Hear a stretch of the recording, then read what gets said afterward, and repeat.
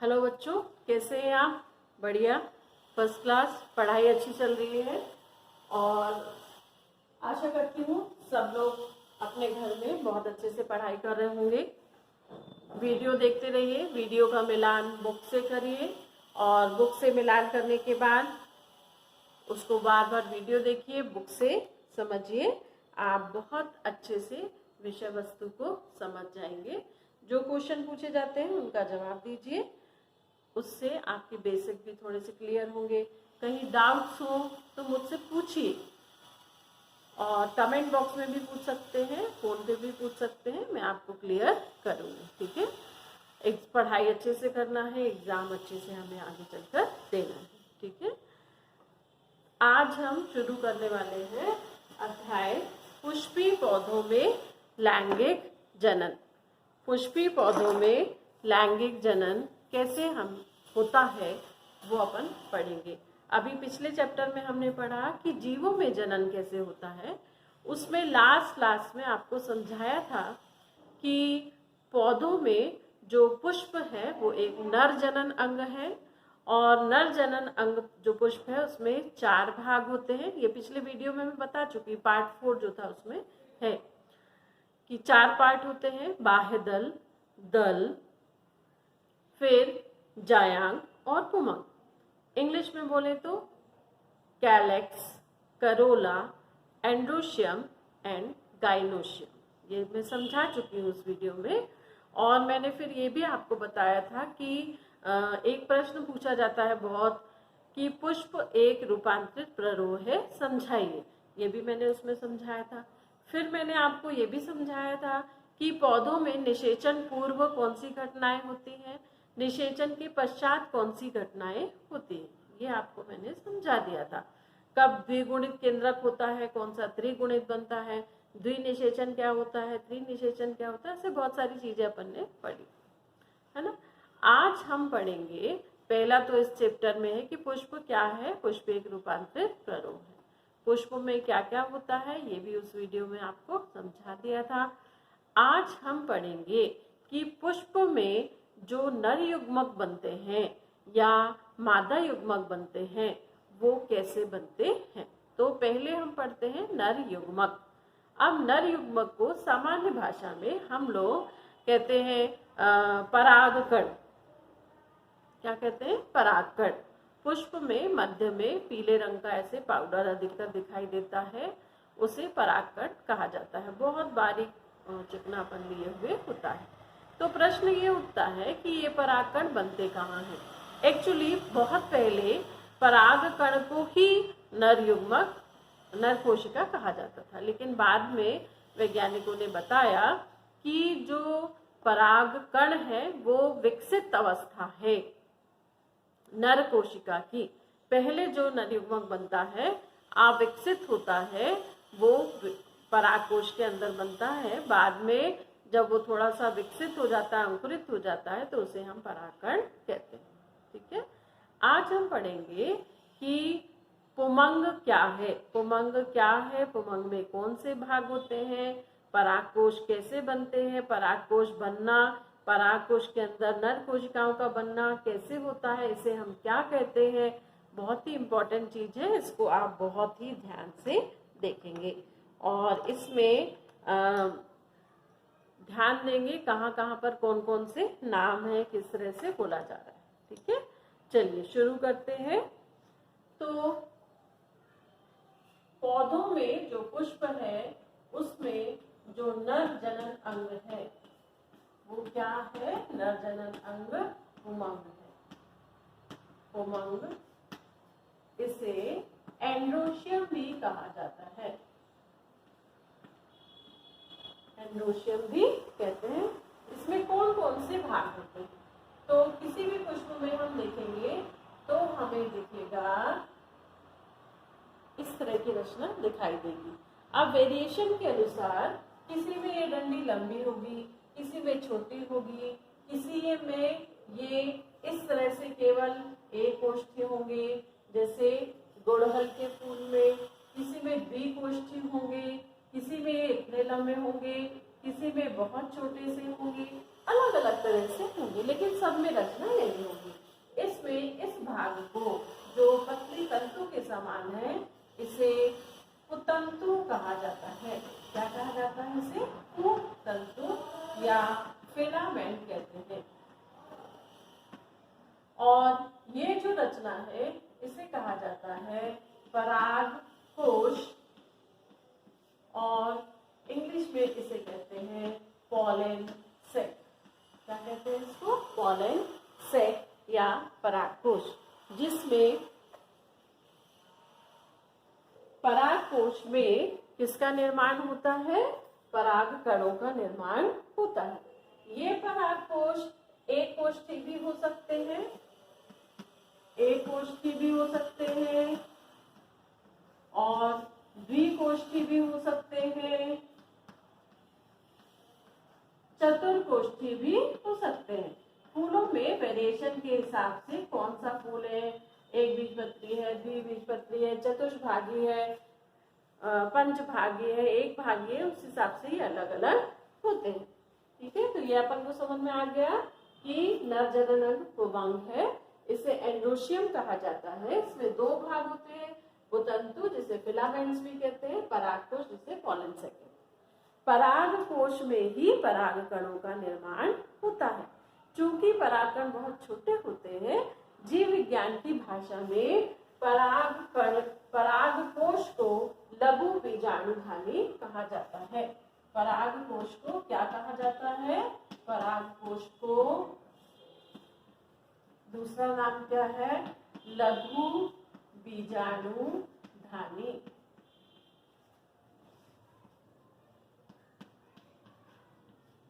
ठीक, और इसी लघु बीजाणुधानी, भाई हमने कह दिया कि पुष्प में परागकोश है, पुतंतु है, लेकिन वो परागकोश कैसे बना, उसका उद्भव कैसे हुआ, कैसे विकसित हुआ, वो पढ़ना है हमें। तो लघु बीजाणुधानी के निर्माण को, लघु बीजाणुधानी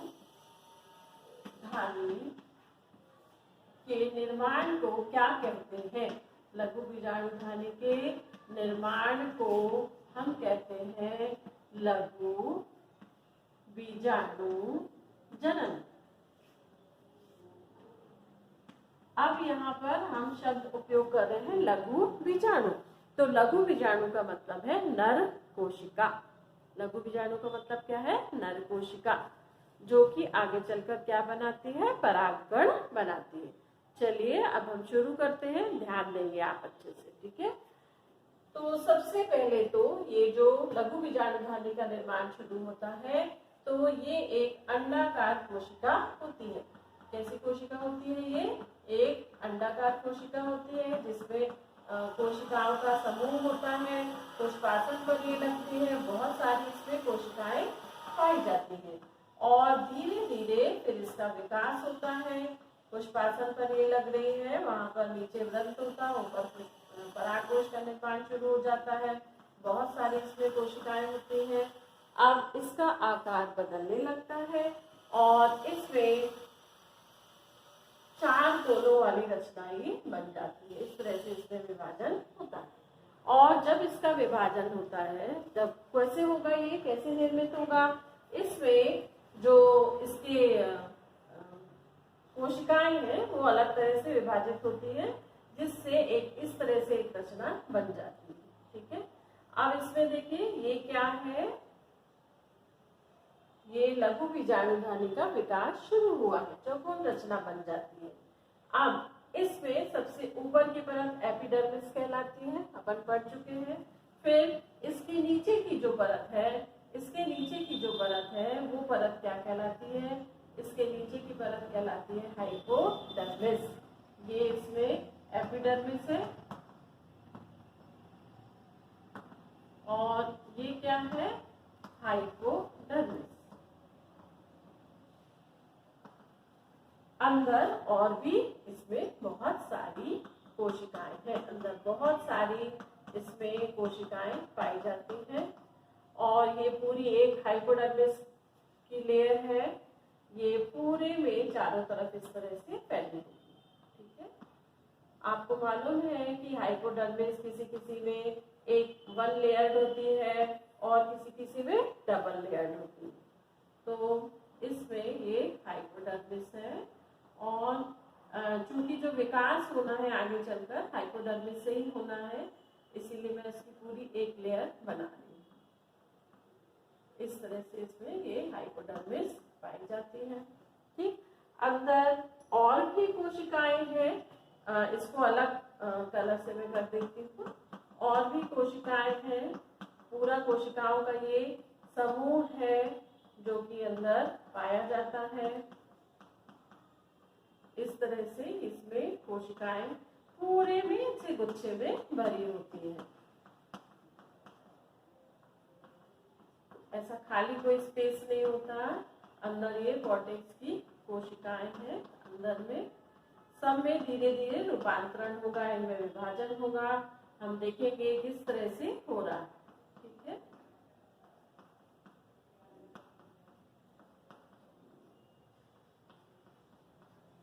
इस तरह से कोशिकाएं पाई जाती है। ठीक है, क्या है पहले मैंने बताया, सबसे पहले परागकोश के निर्माण के लिए कोशिकाओं का एक समूह होता है जो अंडाकार होता है, पुष्पासन पर लगा होता है।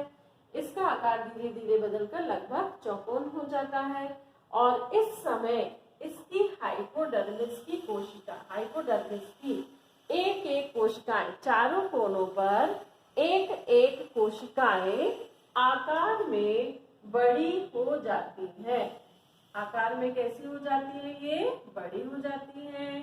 चारों कोनों पर एक एक कोशिका आकार में बड़ी हो जाती है, जो आगे चलकर निर्माण करने वाली है।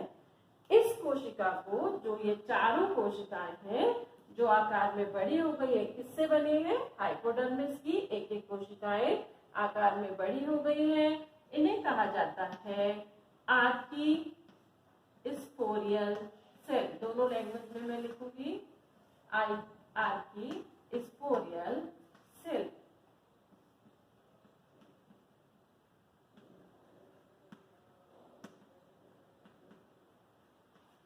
आर्की, कहीं कहीं आर्ची भी लिखा होता है। ठीक है, ये ऐसा बन गया।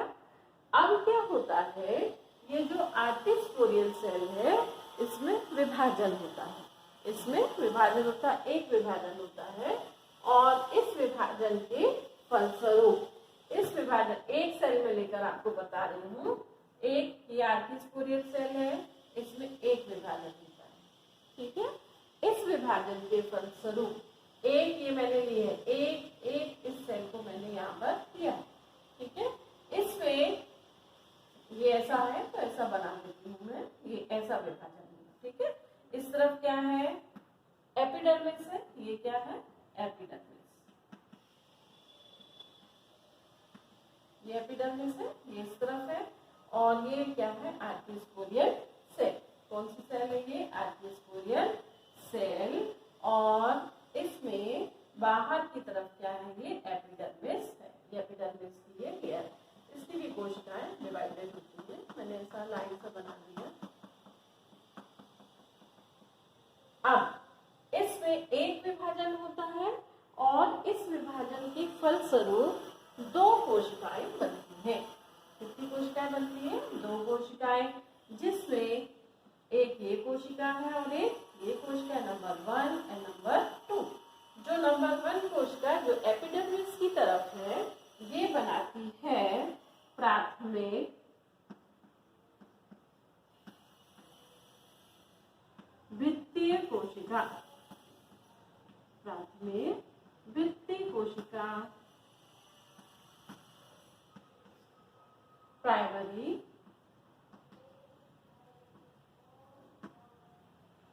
Wall cell. ठीक, और जो दूसरी कोशिका जो अंदर की तरफ है वो बनाती है प्राथमिक बीजाणु जनन कोशिका। जनन कोशिका। अब इंग्लिश में इसे कहते हैं प्राइमरी स्पोरोजीनियस सेल। ठीक है, इतना समझ में आ गया आपको? पहले अंडाकार कोशिका थी, चौकोन हो गया, हाइपोडर्मल कोशिका बड़ी हो गई जिसे हम आर्कीस्पोरियल सेल या आर्कीस्पोरियल कोशिका कहते हैं। अब आर्किकोरियल सेल में विभाजन हुआ, जिससे 2 कोशिकाएं बनाई, एपिडर्मिस की तरफ प्राथमिक भित्ति कोशिका और अंदर की तरफ में प्राथमिक बीजाणुजनन कोशिका। ठीक है, अब क्या होता है नेक्स्ट स्टेप में, इसके बिल्कुल बीचों बीच यहाँ पर मध्य में बहुत ही घनी कोशिकाओं का एक समूह बन जाता है, बहुत ही घनी कोशिकाओं का एक समूह बन जाता है। ये कोशिकाएं बहुत ही घनी रहती है, बीच में एकदम सेंटर पे बनती है। इन्हें कहा जाता है, इसे कहा जाता है प्रो कैम्ब्रियल स्ट्रैंड।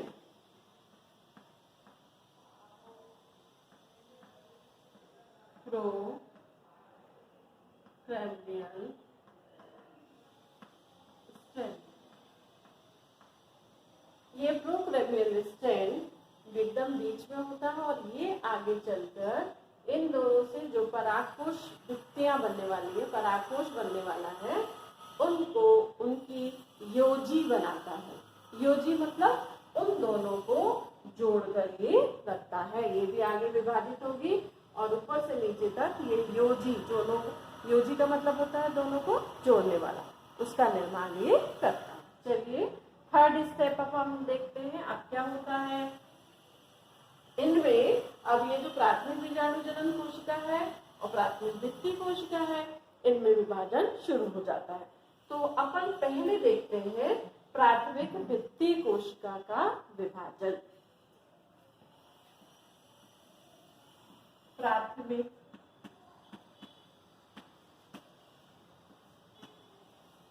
भित्ति, ऐसा अपन क्यों कर रहे हैं, क्योंकि दोनों का विभाजन अलग अलग तरह से होता है। जो भित्ति कोशिका है उससे केवल भित्ति बनती है और जो बीजाणु जनन कोशिका है उससे बीजाणु बनते हैं। बीजाणु मतलब नर कोशिका बनती है। तो पहले अपन देख लेते हैं कि प्राथमिक भित्ति कोशिका से क्या क्या बनता है। अब ये जो प्राथमिक भित्ति कोशिका जो कि यहाँ पर है, इस तरफ है, इसमें अपनित और परिणित विभाजन होते हैं तेजी से। अब देखो ये अपनित और परिणित क्या होता है। अपनित, ये कोशिका है एक प्राथमिक भित्ति कोशिका, इसमें एक ही भाग में विभाजन होगा तो उस तरफ भी 2 परत बनेगी, इस तरफ भी 2 परत बनेगी, फिर और विभाजन होगा, इस तरफ भी होगा, इस तरफ भी, लगातार ऐसा विभाजन होता जाएगा, ऊपर की तरफ भी और नीचे की तरफ भी। इस तरह लगातार विभाजन के फलस्वरूप जो कोशिकाएं बनती हैं वो कौन कौन सी बनती है वो पहले मैं बता रही हूँ, फिर उसको मैं चित्र द्वारा समझाऊंगी। देखिए तो इससे जो कोशिकाओं की परत बनती है, कौन कौन सी बनती है, बाह्य भित्ति, बाह्य भित्ति, ये सब परागकोश की सबसे बाहर की परत होती है, सबसे बाहर की परत होती है और पतली होती है और ये ही बाद में फटकर परागकोश का स्फुटन का कार्य करती है। बाह्य भित्ति के अंदर अपन आए तो रहती है अंतःभित्ति।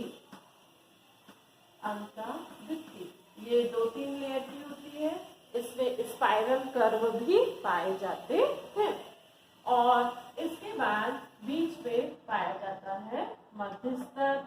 ये मध्य स्तर मोटा स्तर होता है, ये 2-3 कोशिकाओं की परत का बना होता है जो परागकोश में परागकण बनने के बाद उनको पोषण देने का कार्य करता है, धीरे धीरे घुल जाता है। और सबसे अंदर है टेपेटम, सबसे अंदर की भित्ति जो है ये बहुत मोटी होती है, कई परतों की बनी होती है और ये क्या कार्य करती है, ये परागकण बनने के पश्चात उनका एक तो पोषण करती है, दूसरा उनकी बाह्य भित्ति बनाने का कार्य करती है। ठीक है, समझ में आया। प्राथमिक भित्ति कोशिका बहुत तेजी से अपनित और परिणित, यानी ये यदि कोशिका है तो ये विभाजित होती है तो इधर भी एक ही विभाजन में इधर भी एक कोशिका बनेगी, इधर भी एक कोशिका बनेगी, फिर वो विभाजित होगी तो उसमें भी नीचे भी एक कोशिका, ऊपर भी एक कोशिका, ये विभाजित होगी, नीचे भी एक कोशिका, ऊपर भी एक कोशिका। इस तरह लगातार विभाजन होता है और विभाजन के फलस्वरूप कोशिकाओं की बहुत मोटी सी परत बन जाती है। उन मोटी परतों में अब विभाजन होता है, जिसके फलस्वरूप बाह्य भित्ति, अंतःभित्ति, मध्य स्तर और टेपेटम बनता है। बाह्य भित्ति सबसे बाहरी का स्तर है और टेपेटम सबसे अंदर का स्तर है। यानी पराग कणों के बिल्कुल पास में कौन है? टेपेटम। और पराग कणों से सबसे दूर कौन है? बाह्य भित्ति। वातावरण के समीप कौन है? बाह्य भित्ति। वातावरण से दूर कौन है? टेपेटम। ठीक है, तो सबसे अंदर टेपेटम, फिर टेपेटम को घेरे हुए है मध्य स्तर, मध्य स्तर को घेरे हुए अंतःभित्ति और अंतःभित्ति को घेरे हुए कौन होती है? बाह्य भित्ति। ये बाह्य भित्ति सबसे बाहर होती है, पतली होती है। फिर अंतःभित्ति ये मोटी होती है, इसमें स्पाइरल लेयर्स पाई जाती है। जब परागकण बन जाते हैं तो इसकी बनावट बदल जाती है। मध्य स्तर ये 2-3 परतों से बना होता है और ये परागकणों को पोषण देने का कार्य करता है। कैसे देता है? जो मध्य स्तर है इसकी कोशिकाएं धीरे धीरे घुलती जाती हैं, घुलकर इनका जो जीव द्रव्य है वो परागकणों को अपना पदार्थ प्रदान करता है। सबसे अंदर होती है टेपेटम, ये बहुत मोटी परत होती है, लगभग 5-6 परतें मोटी होती है और ये भी परागकणों को पोषण देती है। कैसे पोषण देती है? इसकी एक एक परत धीरे धीरे घुल घुल कर परागकणों में जाती है, उन्हें पोषण देती है। और दूसरा इसका कार्य है परागकणों की बाह्य भित्ति का निर्माण करना। परागकण में 2 भित्तियां होती हैं, अंतःभित्ति और बाह्य भित्ति। अपन आगे पढ़ेंगे तो ये बाह्य भित्ति का निर्माण भी करती है। ठीक है, समझ में आ गया। आगे अपन पढ़ते हैं कि इसमें और कैसा विकास हो रहा है। इसके लिए मुझे ये चित्र नहीं बताती हूँ, अच्छा यहाँ पर बना देती हूँ। ये आप समझ गए होंगे, तो यहाँ पर मैं अगला चित्र बना देती हूँ। ठीक है, ये चूंकि यहाँ पर विभाजन हो रहा है, इनमें बहुत तेजी से विभाजन हो रहा है, तो चारों कोने जो है वो बहुत मोटे हो जाएंगे। उस अवस्था में इसकी जो आकृति है वो क्या हो जाएगी? बदल जाएगी। जो परागकोश बन रहा था उसकी आकृति क्या हो जाएगी? बदल जाएगी, जिसमें मध्य में कौन सी कोशिकाएं होंगी? प्रोकैम्बियल स्ट्रैंड की, जिन्होंने क्या बना लिया है? योजी का निर्माण कर लिया है। ठीक है, और इसी समय में जो हाइपोडर्मल कोशिकाएं थी, हाइपोडर्मल कोशिकाओं में से एक ने तो क्या बना लिया? प्राथमिक भित्ति कोशिका, और प्राथमिक क्या बना लिया? प्राथमिक बीजाणुजनन कोशिका। अब ये जो मैंने लेयर बनाई है, ये वाली लेयर कौन सी है? ये वाली। यहाँ पर हाइपोडर्मल है और यहाँ पर बहुत तेजी से इस कोशिका में विकास हो रहा है। कौन सी कोशिका है ये? आर्कीस्पोरियल सेल। कौन सी सेल है? आर्कीस्पोरियल सेल। इसमें बहुत तेजी से कोशिकाओं में विभाजन हो रहा है और विभाजन के फलस्वरूप सबसे अंदर की तरफ है एक कोशिका जो कि प्राथमिक बीजाणुजनन कोशिका है। कौन सी कोशिका है? प्राथमिक बीजाणुजनन कोशिका। इसमें भी विभाजन शुरू होगा। पहले प्राथमिक भित्ति कोशिका में हो रहा है, जिसके फलस्वरूप इसमें कितनी परतें बनती हैं? 3 परतें बनती हैं। ये सबसे बाहरी परत है जिसे कहते हैं बाह्य भित्ति। क्या बोलते हैं किसको? बाह्य भित्ति। फिर उसके अंदर कौन सी परत होगी? उसके अंदर परत होगी अंतः भित्ति, है ना। तो अभी क्या हो रहा है? अभी तो जस्ट क्या हो रहा है? इसमें बहुत तेजी से विभाजन हो रहा है। क्या हो रहा है? बहुत तेजी से इसमें विभाजन हो रहा है। कोशिकाओं की संख्या बहुत तेजी से इसमें बढ़ती जा रही है। चारों में इस तरह से विभाजन होगा। बीच में भी कोशिकाएं हैं यहाँ पर, और वो कोशिकाएं ये एज इट इज रहेंगी, इनमें किसी प्रकार का कोई विभाजन नहीं होगा। अब धीरे धीरे क्या होगा? इनमें विभाजन हो रहा है तो कोशिकाओं का आकार बढ़ेगा और फलस्वरूप जो परागकोश का स्वरूप होगा वो कैसा होगा? अब ये मुझे बताना ही पड़ेगा, है ना। तो उसका स्वरूप कैसा होगा? अब इसको मैं उल्टा बना दूंगी। कैसा होगा अंत में देखिए, ये और बड़ा आकार हो जाएगा इसका, और इस बड़े आकार में आप यहाँ पर ये है, अब मैं कोशिकाएं नहीं बना रही हूँ, इसी तरह से आपको बताऊंगी। कोशिकाएं बनाने में समय लगता है। और यहाँ पर ये बन गया है प्राथमिक भित्ति कोशिका द्वारा निर्मित रचना। इस रचना में जो अलग अलग भित्तियां बनी हैं उनको मैं अलग अलग आपको बताऊंगी। तो ये सबसे बाहर कौन सी भित्ति है? बाह्य भित्ति। ये पतली होती है। कैसी होती है? ये पतली होती है बहुत ही। ये बाह्य भित्ति है। सब में ये इस तरह से बाह्य भित्ति है, ये एक परत की। सब में बाह्य भित्ति है। और बाह्य भित्ति के अंदर किससे बनी है? ये बनी है किससे? प्राथमिक भित्ति कोशिका से। इसके बाद क्या होगा? इसके बाद में अंदर बनेगी अंतःभित्ति। कौन सी भित्ति? अंतःभित्ति। मैंने आपको बताया ये कितनी परतों से बनती है? ये 2-3 परतों की बनी होती है। ये मोटी होती है और जब परागकण बनते हैं तो ये क्या करती है? उनको पोषण प्रदान करती है। ये कौन सी भित्ति है? अंतःभित्ति। फिर इसमें स्पाइरल लेयर्स भी पाई जाती हैं। और अंदर यदि अपन जाएं तो 3-4 परतों की बनी हुई, 3-4 परतों की बनी हुई मध्यभित्ति बनती है। क्या बनती है? मध्यभित्ति बनती है। और ये मध्यभित्ति भी मोटी होती है। ये पराग कणों को पोषण देने का कार्य करती है। ये याद रखना है अपन को कि मध्यभित्ति पराग कणों को पोषण देने का कार्य करती है। और ये अंदर अपन जाए तो 5-6 परतों की टेपेटम होती है। 5-6 परतों की क्या बनी होती है? टेपेटम। और अंदर कौन सी कोशिका है? प्राथमिक बीजाणुजनन कोशिका। और ये टेपेटम का कार्य पूछा जाने वाला प्रश्न है कि टेपेटम क्या करती है? टेपेटम पराग कणों को पोषण तो देती ही है, साथ में ये और क्या करती है? पराग कणों को पोषण देने के साथ साथ परागकण की बाह्य भित्ति, बाह्य चोल या एक्साइन का निर्माण करती है। ठीक है, तो ये किसके विभाजन से संभव हुआ? प्राथमिक भित्ति कोशिका के। अभी 2 कोशिकाएं बनी थी, एक प्राथमिक भित्ति कोशिका, प्राथमिक बीजाणु कोशिका। अपन ने समझ लिया कि प्राथमिक भित्ति कोशिका से क्या क्या हुआ। इसी चित्र में मैं आपको समझाऊंगी कि प्राथमिक बीजाणु जनन कोशिका से क्या क्या बनता है। ठीक है,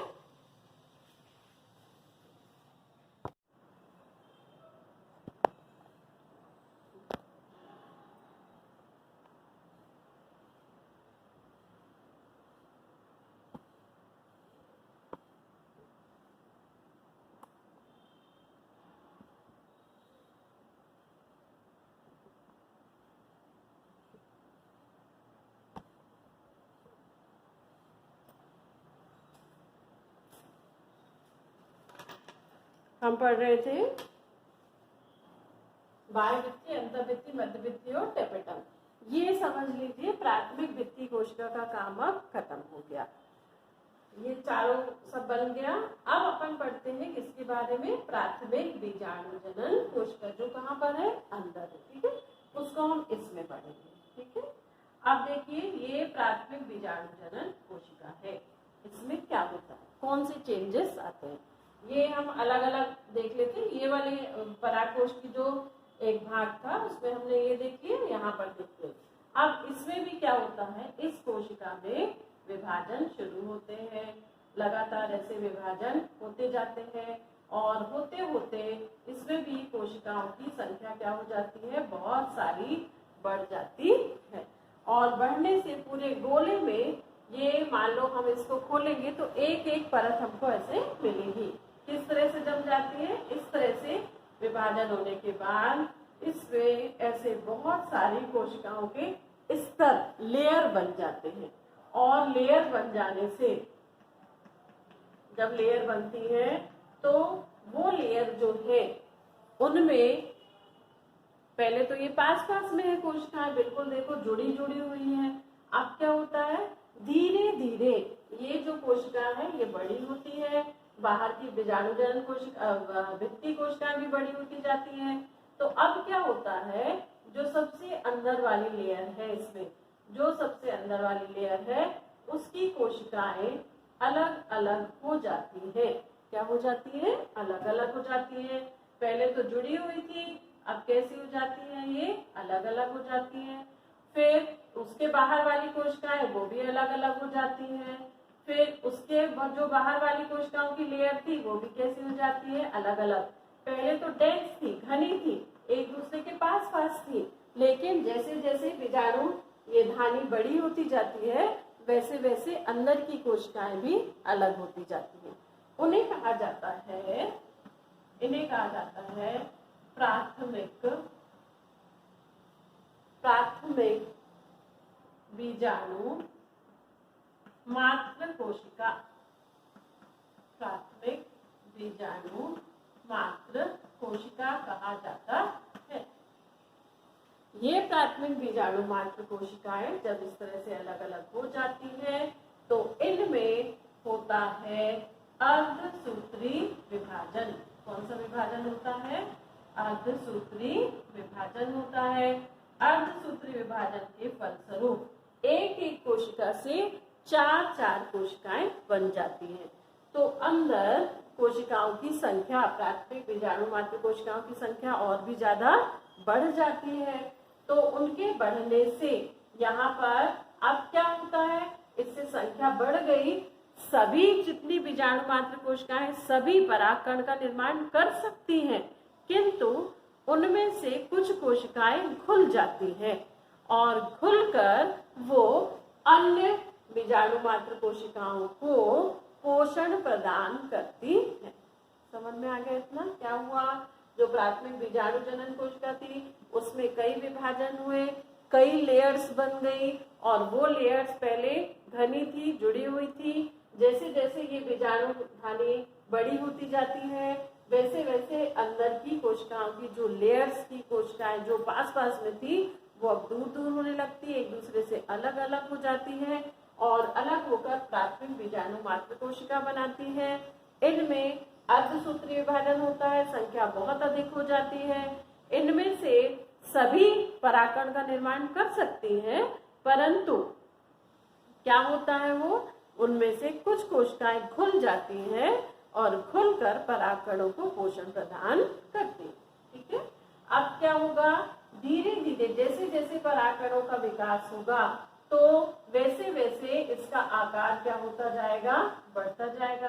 कैसे आकार बढ़ेगा, क्योंकि ये जो बाहर अपन ने बनाई थी टेपेटम की सबसे अंदर की कोशिका, टेपेटम की सबसे अंदर की कोशिका घुल जाएगी और घुलकर इनको क्या प्रदान करेगी, पोषण प्रदान करेगी। फिर टेपेटम की दूसरी लेयर घुलेगी, पोषण प्रदान करेगी। टेपेटम की लेयर घुलेगी, पोषण प्रदान करेगी और अंत में जब ये इनका आकार बड़ा हो जाएगा कोशिकाओं का तो इनके चारों ओर भित्ति का निर्माण करेगी। चारों ओर, प्रत्येक परागकण के चारों ओर एक मोटी लेयर बनेगी जिसे कहा जाता है परागकण की बाह्य चोल या एक्साइन भित्ति का निर्माण करेगी। कौन कर रहा है, टेपेटम। कौन कर रहा है, टेपेटम। तो टेपेटम धीरे धीरे धीरे धीरे घुलते घुलते बिल्कुल क्या हो जाएगी, कम हो जाएगी और अंत में बिल्कुल नष्ट हो जाएगी। फिर जो मध्य भित्ति है ये भी परागकणों को क्या प्रदान करेगी, पोषण प्रदान करेगी। आप देखिए मध्य भित्ति भी धीरे धीरे क्या हो जाएगी, घुल जाएगी। तो इसके अंदर केवल हमें क्या दिखाई देंगे, परागकण, नर कोशिका इसके अंदर दिखाई देगी जिसके ऊपर बाह्य परत बनी हुई है। इसके ऊपर बाह्य परत बनी हुई है। ये दिखाई दीजिए, इस तरह पूरा निर्माण हो जाता है और यहीं पर इनका थोड़ा सा अंकुरण हो जाता है।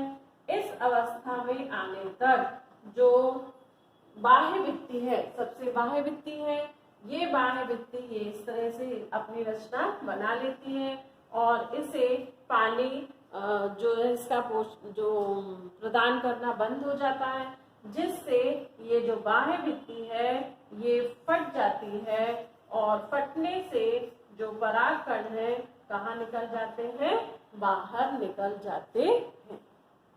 जब परागकण बाहर निकलते हैं और ये परागकण जब बाहर निकलते हैं तो आप फूलों में फैल जाते हैं, स्वयं या किसी अन्य माध्यम से जायांग तक पहुंचते हैं। और जायांग तक पहुंचने के पहले जब ये पुष्प में रहते हैं उस समय में और क्या चेंजेस होते हैं, परागकण कैसा होता है, ये अपन अभी देखते हैं। ठीक है, तो परागकण कैसा होता है इसको मैं अब मिटा देती हूँ।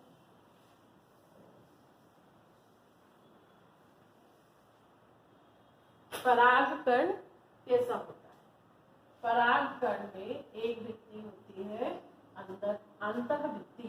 कौन सी भित्ति होती है, अंतःभित्ति।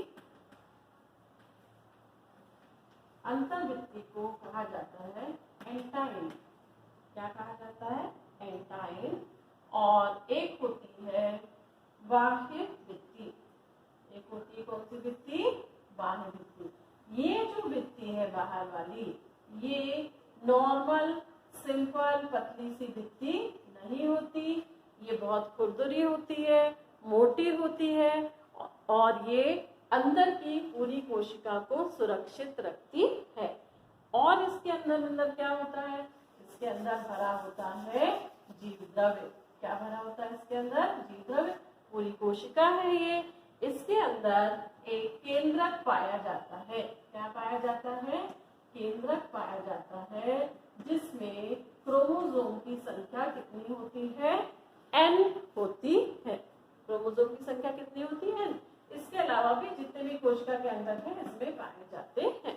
मुख्य रूप से हमें किससे मतलब है, इससे इसकी केंद्रक से मतलब है। अच्छा, फिर ये जो बाह्य भित्ति है, ये बाह्य भित्ति कैसी है, कठोर होती है, सुरक्षित रखती है परागकण को और इसे कहा जाता है एक्साइन। क्या कहा जाता है इसको, एक्साइन कहा जाता है। तो ये है परागकण की संरचना। बहुत ही पूछा जाने वाला प्रश्न है और बहुत ही सरल है कि इसमें परागकण कैसे होते हैं। परागकण एक कोश के होते हैं जिसमें दो भित्तियां पाई जाती हैं, अंतःभित्ति और बाह्य भित्ति। बाह्य भित्ति कठोर होती है, अंतःभित्ति पतली झिल्ली जैसी रहती है। केंद्रक, इसमें एक केंद्रक पाया जाता है जिसमें क्रोमोसोम की संख्या n होती है। कोशिका अंगक, अन्य कोशिका अंगक भी इसमें पाए जाते हैं। ठीक है, इतना समझ में आ गया। अब इसमें क्या परिवर्तन होते हैं, जिसे हम जब ये पहुंच जाता है किसी वर्तिकाग्र पर। देखिए सब पौधों में अलग अलग वेरिएशंस हैं। किसी में जब पराग कोश फटा, पराग कोश, ये पराग कोश है, ये पूरा क्या है, पराग कोश, और ये क्या है, लघु बीजाणु धानियां या पराग धानी भी इनको बोल सकते हैं। ये यहाँ से फटी, ये यहाँ से फटी, तो परागकण कहाँ आ गए, परागकण बाहर आ गए। उस समय में कुछ पौधों में इस तरह से परागकण बाहर निकलते हैं, कुछ में क्या होता है, इसी के अंदर परागकणों का विकास हो जाता है। तो क्या विकास हो जाता है, उसे कहते हैं नर युग्मकोद्भिद का विकास। चलिए देखते हैं।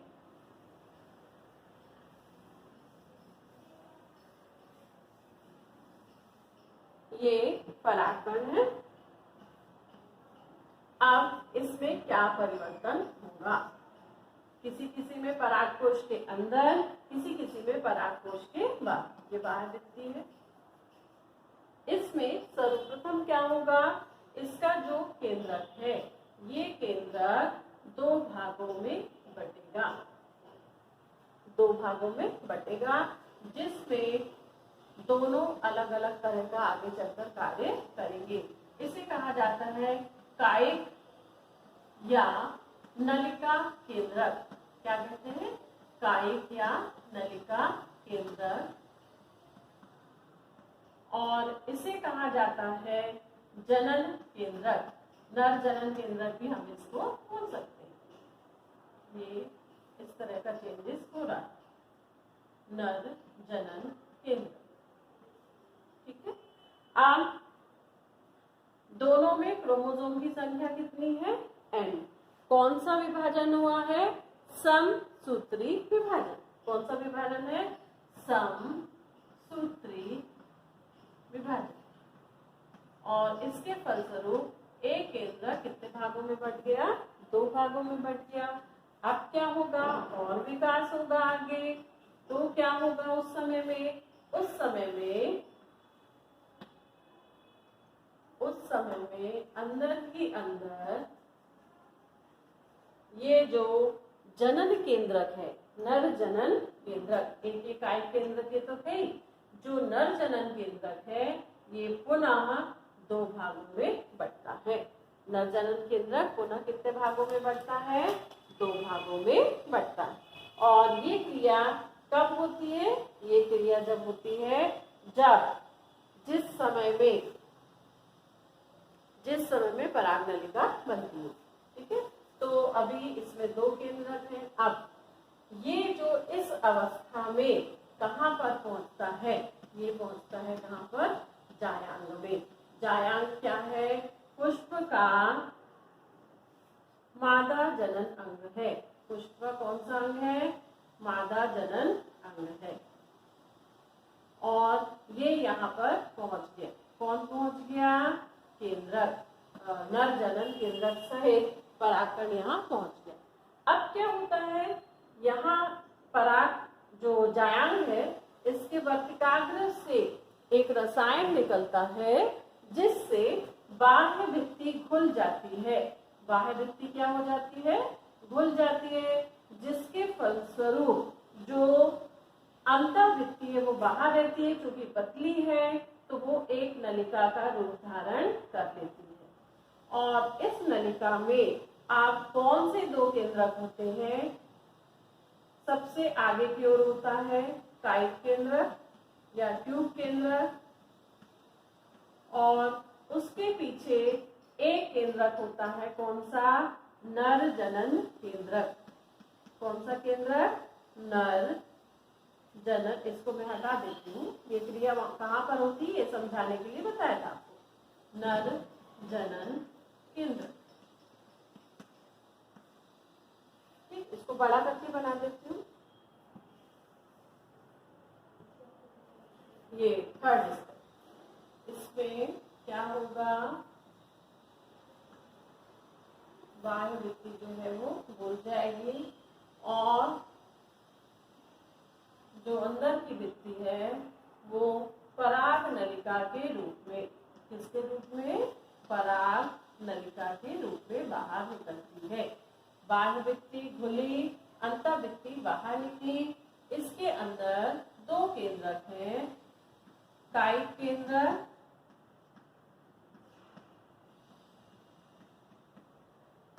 और नर केंद्र। ठीक है, अब ये नलिका धीरे धीरे क्या होती जाती है? बड़ी होती जाती है। ये कहाँ तक पहुंचेगी? ये पहुंचेगी अंडाशय के अंडक तक पहुंचेगी। उस समय ये जो नर केंद्रक है, कायिक केंद्रक है, यहाँ पर पहुंच जाएगा। और जो जनन केंद्रक है, नर केंद्रक है, ये 2 भागों में बंट जाएगा। कितने भागों में बंट जाएगा? 2 भागों में। क्योंकि हमें मालूम है पुष्पों में द्विनिषेचन होता है। इसके साथ साथ कोशिकाद्रव भी इसके साथ साथ बाहर की ओर निकलेगा। और इसे कहते हैं, इस क्रिया को हम कहते हैं परागकण का अंकुरण। क्या कहते हैं? परागकण का अंकुरण कहते हैं। ठीक है, तो आज हमने क्या क्या पढ़ा? आज हमने पढ़ा लघु बीजाणु जनन, लघु बीजाणु धानी की रचना का विकास कैसे होता है, और फिर उससे पहले क्या बनता है? पहले कोशिकाओं का समूह बनता है जो अंडाकार होता है। उस अंडाकार, मैं रिपीट कर रही हूँ, ध्यान से सुनिए। अंडाकार कोशिकाओं में इस तरह से विभाजन होता है कि वो चौकोन हो जाती हैं। चौकोन कोशिकाओं में जो हाइपोडर्मल कोशिका चारों कोनों पर एक एक बड़ी हो जाती है, जिसे हम कहते हैं आर्कीस्पोरियल कोशिका। आर्कीस्पोरियल कोशिका धीरे धीरे बड़ी होती है, उसमें एक विभाजन होता है जिसके फलस्वरूप दो कोशिकाएं बनती हैं, प्राथमिक भित्ति कोशिका और प्राथमिक बीजाणुजनन कोशिका। जो प्राथमिक भित्ति कोशिका है उनमें कई विभाजन होते हैं, जिसके फलस्वरूप उसमें 4 स्तर बनते हैं। बाह्य भित्ति सबसे बाहर, फिर उसके अंदर अंतःभित्ति, उसके अंदर मध्य भित्ति और सबसे अंदर होती है टेपेटम, जिसमें मध्य भित्ति और टेपेटम का काम होता है पोषण प्रदान करना और टेपेटम का काम है परागकण की बाह्य भित्ति का निर्माण करना। इस तरह की क्रिया से लगातार भित्ति का निर्माण होता है। प्राथमिक बीजाणुजनन जो कोशिका है इसमें भी लगातार विभाजन होते हैं, कई परतें बन जाती हैं। पहले कोशिकाएं पास पास में होती हैं, बाद में कोशिकाएं दूर दूर हो जाती हैं। इनमें अर्धसूत्री विभाजन होता है जिसके फलस्वरूप बहुत सारी कोशिकाएं बन जाती हैं। अब टेपेटम और मध्य भित्ति इनको पोषण प्रदान करती है। टेपेटम प्रत्येक कोशिका के चारों ओर बाह्य आवरण बनाती है जो खुरदुरा होता है, कठोर होता है, परागकण की रक्षा करता है। पर अब पराग कोश में परागकण पूर्णतः निर्मित हो गए। जैसे ही बीजाणुधानी में परागकण पूर्ण निर्मित हो जाते हैं, परिपक्व हो जाते हैं, तो पराग जो धानी है यानी लघु बीजाणुधानी है वो फट जाती है, परागकण बाहर निकलते हैं। परागकण की रचना क्या है वो भी अपन ने पढ़ी कि बाह्य भित्ति, अंतःभित्ति, केंद्रक पाए जाते हैं। बाह्य भित्ति कठोर होती है और परागकण जब बाहर निकलते हैं तो उनमें क्या परिवर्तन होते हैं, किस तरह के परिवर्तन होते हैं। बाह्य भित्ति घुल जाती है वर्तिकाग्र पर जाकर और पराग नलिका के रूप में निकलते हैं। इसमें एक केंद्रक में 2 विभाजन होते हैं, समसूत्री विभाजन।